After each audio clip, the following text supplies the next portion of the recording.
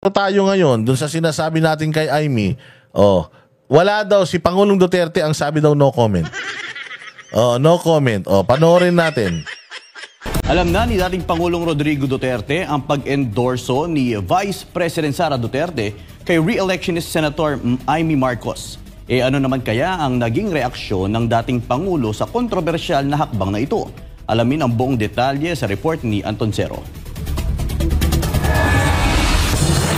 No comment lang si dating Pangulong Rodrigo Duterte sa ginawang pag-endorso ni Vice President Sara Duterte kay re-electionist Senator Amy Marcos ayon kay Hanilet Abansenya. Muling nabisita ng mag-inang Hanilet Abansenya at Kitty Duterte si dating Pangulong Rodrigo Duterte sa kanyang detention facility sa International Criminal Court o ICC. Sa kanilang pagdalaw ay binahagi ni Hanilet na nananatiling matatag at maayos ang kalagayan ng dating Pangulo. Patuloy niya ang kanyang panalangin at pananalig na isang araw makakalabas din siya sa pagkakapiit. Okay na siya. Nag-pray me. Ay nako, ayaw kong isipin na itong pag-i-endorso na naman ni BP Sara kay Amy is personal. Hindi yung personal choice Baka mamaya personal na naman yung reason. Kasi nakita nyo naman ang laging ini-interview si Hanilet. Syempre, di ba? Pagka ganyan ng ganyan, si Hanilet ang ini-interview, alam naman natin. Syempre, magagalit na naman si Inday niyan. Sabihin, syempre, ay nako, ayoko na magsalita. Zipper. Sige, tuloy na lang natin to. Wag na yon. Baka madulas pa ako. Iyon na siya. Kagawas na gudaglugi siya. Yes. Manifest good niya. Pagdating sa posibilidad na makabalik si dating Pangulong Duterte sa Pilipinas, may alam ako kasi. Kaya lang ayaw kong sabihin. Basta focus na lang ako dito sa balitang no comment si Pangulong Duterte kay Amy. buo ang pananalig ni Hanilet na may mas mataas na kapangyarihang kikilos para may sakatuparan ito. God will make a way. Wala silang gawa ito ng tao, gawa ng tao, pero ang gawa ng Diyos hindi na kayang labanan ng tao. O balik ka rin na kahit na kanino mang tao, kahit na demonyo ka, di ba? That even the demonyo is acknowledging that there is Jesus Christ. Nagpaabot din ng pasasalamat ang dating Pangulo sa kanyang mga taga-suporta, kasabay ng panawagan na ipagpatuloy ang laban. Sa mga supporters, nagpaabot siya sa pasalamat o kanang padayon daw. Ginainag yun na mabuhay ang Pilipinas, mabuhay ang kabalo ka the word mabuhay, di ba? Mabuhay ang Pilipino. Daghang salamat yun. Kabalo siya na every time na naitaw. Samantala, ibinahagi ng mga Pilipino sa Netherlands kay Hanilet ang kanilang mga alalahanin hinggil sa posibleng mangyaring dayaan sa darating na halalan sa Mayo 12. Ayon sa kanila, may takot silang muling maganap ang mga hindi pagkakapantay-pantay at pandaraya sa proseso ng pagboto. Gayunpaman, maring itinanggi ni Hanilet na may kakayahan silang manipulahin ang halalan, lalo na kapag ang dami ng boto para sa mga kandidatong iniendorso ni dating Pangulong Duterte ay malaki at overwhelming. Sa kabila ng mga isyong ito, naniniwala si Hanilet na hindi na ito magagapi o magagambala kapag ang boto ng bayan ay tunay at malakas. Kana galing tikas, they can only do so much. I am telling you, they can only do so much. Pag overwhelming gani ang kuan mo to, dili na nila makaya. Yes, that's Dili na nila they can only do so much. Hitabo na ito una sa panahon 2016. Na magigto gyapon tikas, pero sa kadako sa diboto sa iya wala gyapon. Kaya muling hinimok ni Hanilet ang publiko na bumoto ng diretsahan sa mga kandidato ng PDP laban. Siyempre, botohan na to. Kailan naman ta sa atong botohan, katong tinuod na tao, tinuod nga magserbisyo, PDP, palihog lang. Samantala, sa pag-endorso naman ni Vice President Sara kay Senator Amy Marcos para sa pagkasenador, sinabi ni Hanilet na alam ito ni dating Pangulong Duterte, ngunit nananatiling tikom ang kanyang bibig sa nasabing isyo. Awareness. Wala siya nag-comment. Sa kanyang personal na pananaw, pinili na lamang ni Hanilet na sarilinin ang kanyang saloobin ukol sa isyong ito. Wala lang to ako itago. Huwag makakita. Mula dito sa The Hague, Netherlands, ito si Anton Cero, ang inyong Global Citizen Correspondent. Ayun.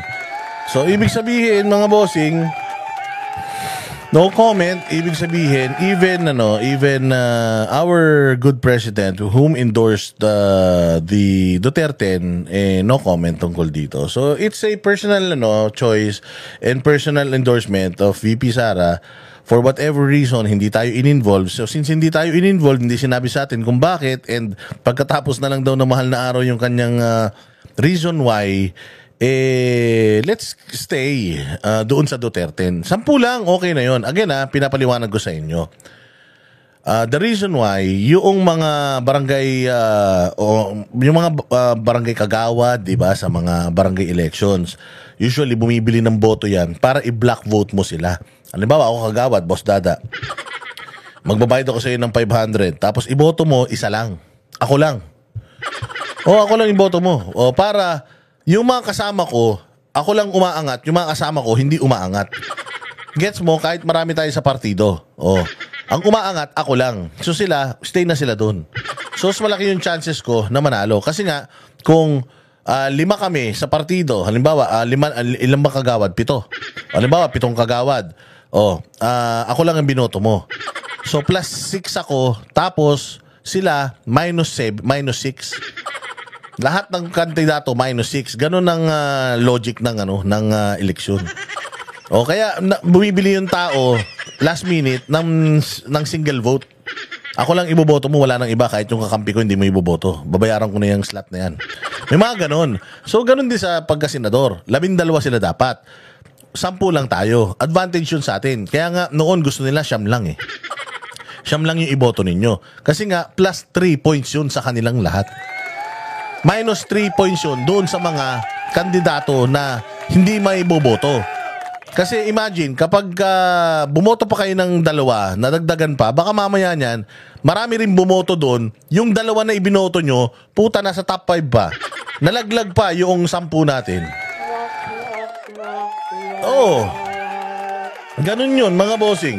Imagine niyo kung lahat kayo boboto doon sa 2 inilagay nila. Yung boboto sa 10, lahat boboto dun sa 2 inilagay. Yung 2 na yun, may mga bumoto sa kanila na hindi bumoto dun sa 10. Anong nangyari sa 10 natin? Di yung 2 na yun, umangat pa kaysa dun sa 10 natin.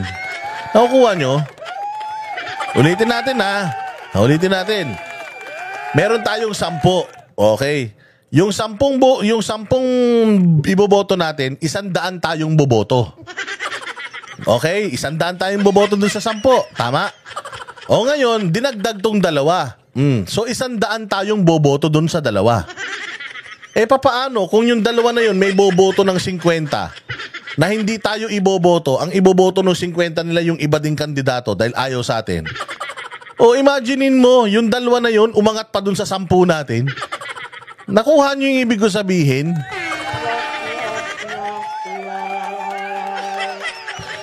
Yun po yung logic dyan. Kaya nga mas maganda, wag nyo nang iboto yung 2 na yan, tapos iboto nyo yung 10 na lang natin.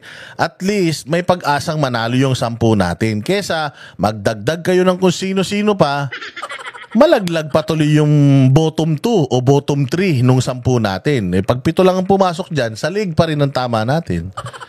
Hindi pa rin tayo nanalo. Di ba? Kalahati lang ang nakuha natin. Yung kalahati, iba pa rin ang nanalo. So, delikado pa din si VP Sara. Kaya wag na lang po. Mag-straight na lang po tayo, PDP. Ito po, yung mga taga-PDP, ayan po sila. Para lang makita ninyo, ayan po. Si Bondoc, De La Rosa, Bongo, Hinlo, Lambino, Mata, Marcoleta, Pastor Apollo Kibuloy, Rodriguez at Salvador. Diyan tayo magsimula. Okay? Yan So malinaw po yan Diyan po tayo magsimula. Diyan po tayo umangkla. Huwag na tayong matigas ang ulo. Okay? Maraming salamat mga bossing. Mabuhay kayong lahat. God bless us all and God bless the Philippines. Salot ang mga Marcos. Ilagay nyo yan sa isip ninyo. Hanggang sa siguro hanggang 50 years. Salot ang mga yan. Kaya wag na tayong pumayag na mapasukan tayo ulit ng mga demonyo sa Pilipinas. Mabuhay. Kami ang boses ng masa, hindi natatakot. Katotohanan lang, di kami nalulunod. Walang bahid ng sismis, lahat ay totoo. Kahit sino ka pa, pag mali ka babanatan ka. Walang pinipili kulay, wala kaming kinikilingan. Basta para sa bayan, kami lalaban. Pag tama palakpakan, pag mali banatan. Di matitinag, di matatakot, para sa bayan tuloy ang sigaw. Sa harap ng kamera, walang halong takot. Mga baluktot, lahat kayo'y tutumba. Ang hustisya at totoo, yun lang ang mahalaga. Kahit sinong harang, di kami matitinag. Walang pinipiling kulay, wala kaming kinikilingan. Basta para sa bayan, kami lalaban. Pag tama palakpakan, pag mali banatan. Di matitinag, di matatakot, para sa bayan tuloy ang sigaw. Kung nasa tama ka, ikaw ay aming kasama. Pero pag mali ka, handa ka na bang mabasag? Banateros kami, walang inuunan. Dahil bayan muna, bago ang sarili.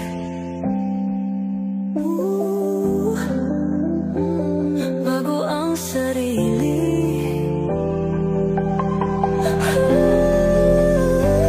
Pag tama palakpakan, pag mali banatan. Banateros ang sigaw, katotohanan